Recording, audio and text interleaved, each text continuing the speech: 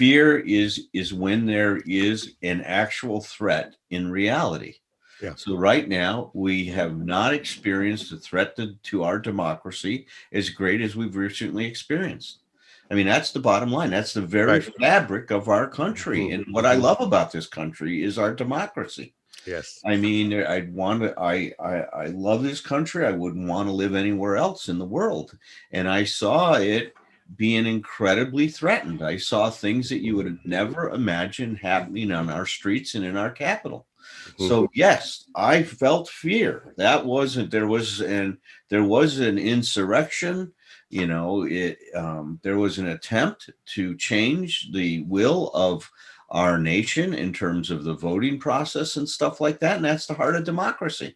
Right. There was a straight on attack on our capital, on our government.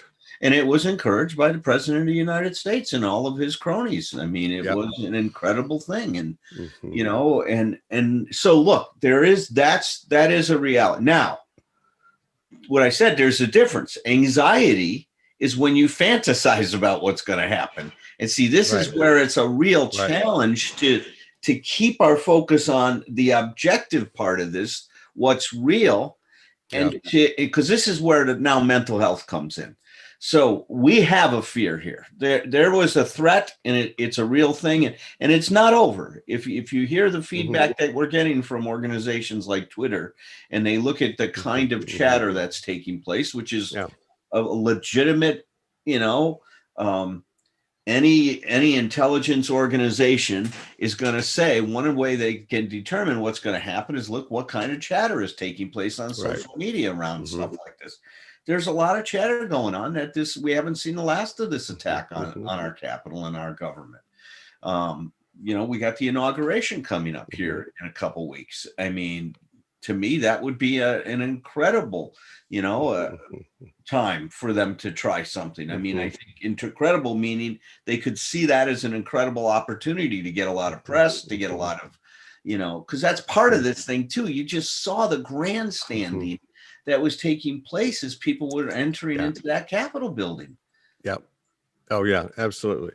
And so going back, when I go back, when I'm sitting here looking at a copy of my the Embracing Fear book, the subtitle that is my wonderful editor Gideon Wild came up with is how to turn what scares us into our greatest gift.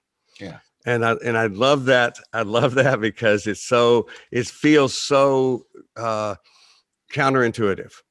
Yeah. But it is absolutely, fear can bring us to that great gift. And because it brings us to not only, I mean, in the moment it's action, but I think what we're dealing with now is a place of awakening. Yes. And the thing I wrote recently and put out here and there is there's several versions of it now that I've written, but it's like it just begins by our resolution as a nation needs to be that we need to promise ourselves and each other that we're never going to let our government operate unsupervised again. Because that's how this happens. Yes. Is we feel better because it's okay, or our guys are in charge, so we're going to be okay. I hope this is one of the things that Patrick, that you are an inspiration to me about this, because your clarity about your anxiety about this stuff is so much a part of my enlightenment about it too. Is the idea is like, yes, and it's not that Alan and we're not done. We're old, but we ain't that old.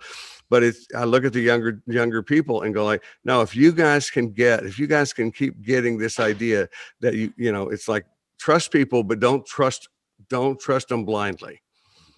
And that means your own people too, not just the other side. I'm very interested. The gift that your fear gives you, is it that clarity?